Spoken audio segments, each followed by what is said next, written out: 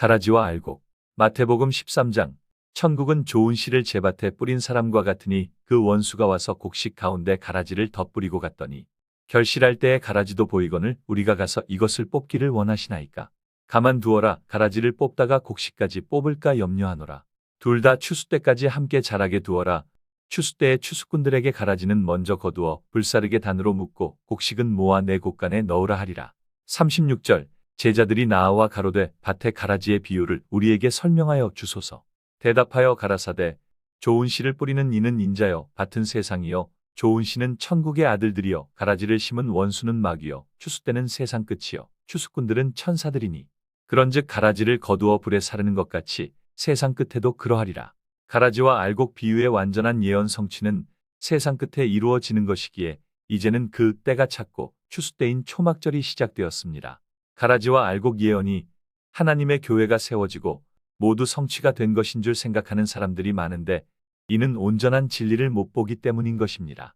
안상홍님께서 진리를 찾아 주시기 위해 1962년 안식교를 탈퇴하시고 1964년 하나님의 교회를 세우셨는데 이때 에큐메니컬 운동인 종교연합운동이 1962년에 시작하였고 두 번째 종교연합운동이 1964년에 이루어져 천주교, 기독교, 불교가 하나 되었으니 가라지와 알곡 예언이 성취된 것으로 알고 있지만 이는 외부적인 성취일 뿐 내부적인 성취가 이루어져야 완전한 성취가 되는 것이며 완전 성취는 마지막에 이루어지는 것입니다.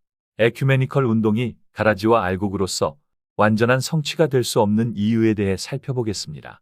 가라지라 함은 곡식과 겉모습이 흡사해 잘 구분이 안 되는 것이 가라지인데 천주교, 기독교, 불교는 하나님의 교회와 비슷하거나 같은 것이 하나도 없다는 것이 첫 번째 이유며 곡식과 가라지는 같은 공간에 함께 자라서 그 뿌리까지 엉켜 있는 것이 가라지인 것인데 천주교, 기독교, 불교는 서로 다른 종파 서로 다른 모습을 하고 있어 가라지들끼리도 모습이 다를 뿐 아니라 하나님의 교회와 같은 공간에서 자라고 있지 않다는 것 역시 가라지가 될 수 없는 세 번째 이유며 가라지 알곡은 세상 끝에 가려지는 것인데 세상 끝에 대해 말씀 주시길 마태복음 24장 이 천국 복음이 모든 민족에게 증거되기 위하여 온 세상에 전파되리니 그제야 끝이 오리라.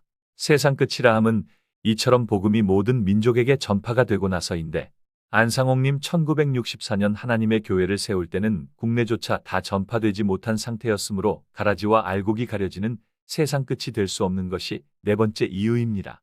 그럼 실제 가라지 알곡의 완전한 성취인 내부적인 예언들을 살펴보겠습니다. 지나간 역사는 모두 그림자며 예언이 되는 것이기에 초림의 역사도 지난 역사가 아닌 다시 성취가 되고 이루어지는 것입니다.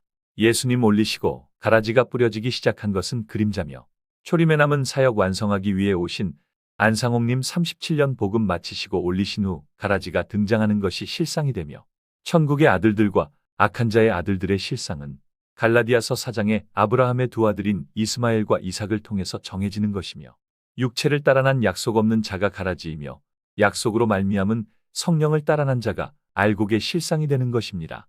약속 없이 세워진 이스마엘 총회장과 그를 추종하는 바닷가 모래와 같은 자들이 악한 자의 아들인 가라지며 약속으로 말미암은 그리스도, 이삭 대신 박광수님을 믿고 따르는 자녀가 천국의 아들들인 알곡인 것입니다.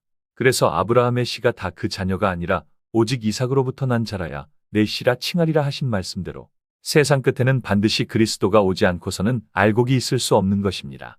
지금 하나님의 교회는 총회장 이스마엘을 추종하는 무리가 많아 결국 가라지밭이 되었으며 가라지밭에 알곡들이 자라고 있는 것입니다.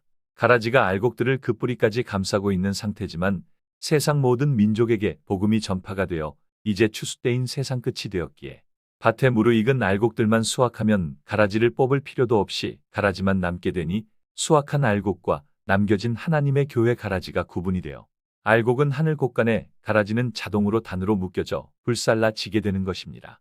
이제 가을절기, 초막절이 시작이 되었습니다. 예언대로 추수꾼들을 통해서 알곡들인 여자의 남은 자손은 한 알도 땅에 떨어짐 없이 모두 하늘 곳간에 들여지게 될 것이며 가라지 역시 예언대로 하나도 빠짐없이 모두 단으로 묶여 불살라 지게 되는 것입니다. 가라지와 알곡 비유. 마태복음 13장. 천국은 좋은 씨를 제밭에 뿌린 사람과 같으니 사람들이 잘 때 그 원수가 와서 곡식 가운데 가라지를 덧뿌리고 갔더니 싹이 나고 결실할 때에 가라지도 보이거늘 우리가 가서 이것을 뽑기를 원하시나이까. 가만두어라. 가라지를 뽑다가 곡식까지 뽑을까 염려하노라. 둘 다 추수 때까지 함께 자라게 두어라. 추수 때에 추수꾼들에게 가라지는 먼저 거두어 불사르게 단으로 묶고 곡식은 모아 내곡간에 넣으라 하리라. 가라지는 독보리의 일종으로 가짜밀이라 불리기도 하며 특징은 실제 이삭이 패기까지 식별이 어렵고 먹게 된다면 급한 설사와 심할 경우 죽게 될 수도 있습니다. 농부가 구별해서 뽑는다 하더라도 그 뿌리가 밀의 뿌리와 엉켜 있어서 밀 줄기까지 뽑히게 되므로 경험이 많은 농부는 추수 때까지 독보리를 놓아둔다고 합니다. 가라지는 위장의 귀재이지만 아무리 위장을 하고 있어도 이삭이 패기 때, 즉 이삭이 나오면 위장하고 있던 가라지는 드러나게 되는 게 자연의 이치입니다.